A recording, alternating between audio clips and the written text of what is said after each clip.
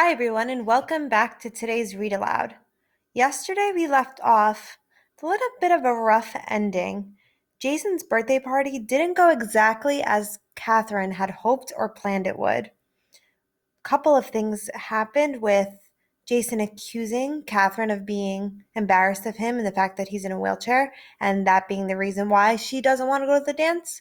And then ending with David opening doors in Jason's house and Catherine being embarrassed of his behavior. So, this is a perfect scenario for us to talk about our weekly goal. So, just as a reminder, we're focusing on perspective this week. Strong readers consider different perspectives of the different characters in their books. And now remember, your perspective is your view on something. What perspective on these issues does each character have, or how do they deal with these issues in similar or different ways? I want us to keep this guiding question in mind. How do they deal with these issues in similar or different ways as we read today's chapter? And we will talk about it at the end. Today's chapter is called Some People Think They Know Who You Are When Really They Don't. My head against the car window, I cross my legs and arms, folding the ache inside. Beside me, David holds his hands over his ears. Did David do something to upset you? Mom asks. Unbelievable. I look up to the rearview mirror. You were supposed to watch him. You promised. I could see him, she says. He wasn't doing any harm. He was opening doors. So what? He opened one door. Her eyes flashed to mine in the mirror. For goodness sakes, Jason's family understands. Understands what? That we're as different as they are? Is that supposed to make it okay? Shh, Mom says, her eyes moving to David. I look at him, wishing he would take his hands off his ears and say, It's going to be all right, Catherine. Don't worry. Or, I'll try harder next time. Or even, I'm sorry.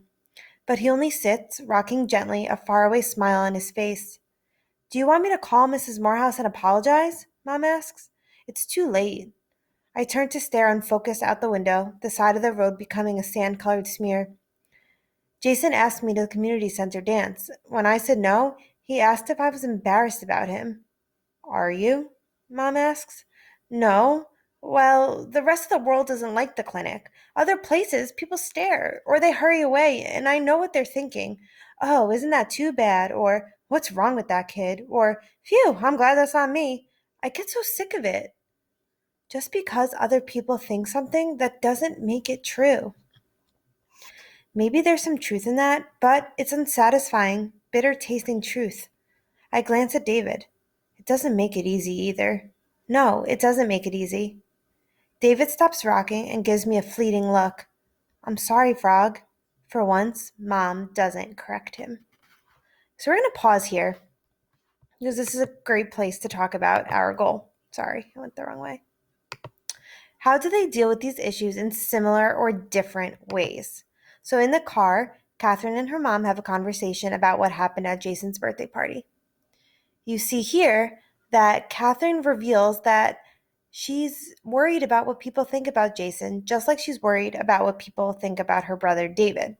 She's constantly thinking that people are thinking the worst of their situation, are making fun of Jason and David, are wishing and hoping that something like that would never happen to them. So Catherine's perspective on the issue of living with somebody with a disability is always that she has to be worried, that people are always making fun of them, that she has to always have her guard up and be protective. While Mom's perspective is, not everyone is out to get you. People understand. People know that sometimes they might act a little different from others, and that's okay. Mom has a very calming perspective, a very, we are going to teach David to do what he needs to do in order to cope and in order to live a daily fulfilling life. Meanwhile, Catherine's perspective is, what can we do to avoid situations? What can we do to make sure they don't act this way? So this is the perfect scene to show how two people dealing with the same social issue can really, really have a different perspective on that same scenario. So I want you to think, this is the first time that Catherine's really been honest with her mom about her feelings.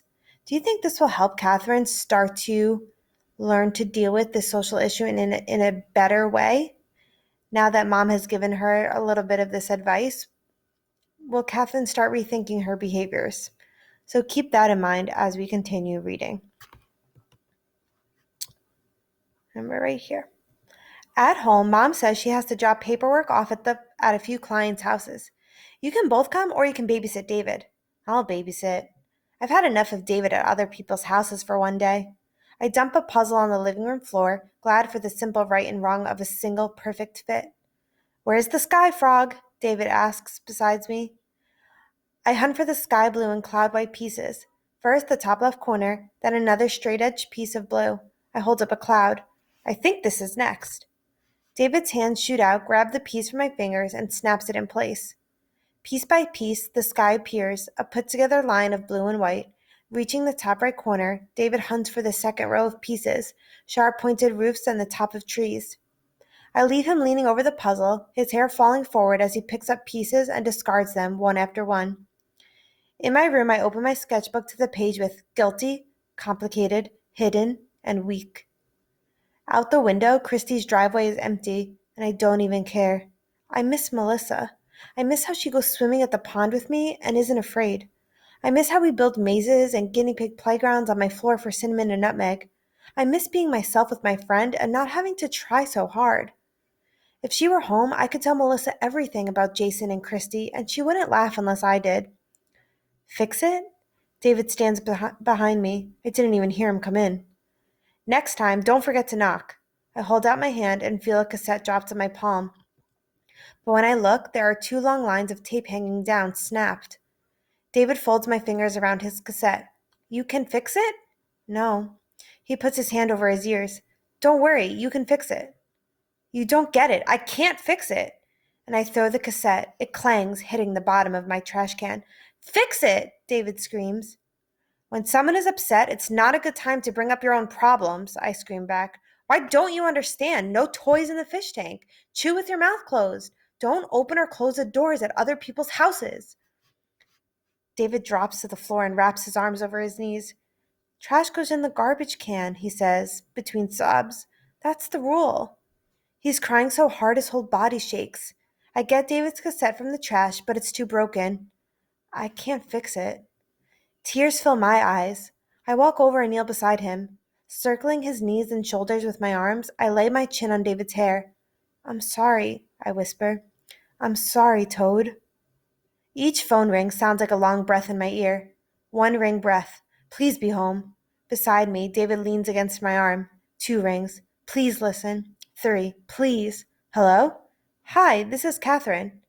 When Mrs. Morehouse doesn't say anything for a split second, I think about hanging up, but somehow I squeeze the words around the lump in my throat.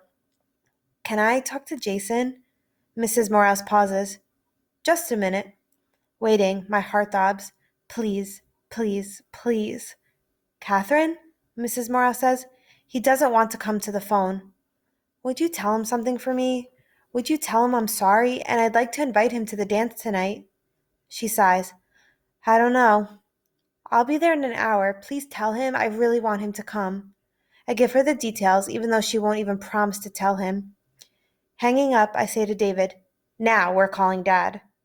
The pharmacy worker who answers the phone tells me Dad's busy, but I say it's an emergency. Catherine, what's wrong? Dad asks. You need to come home, I say. But on the way, you need to stop at the mall and buy a cassette of Frog and Toad Together by Arnold Lobel. It's very important. Are you writing this down?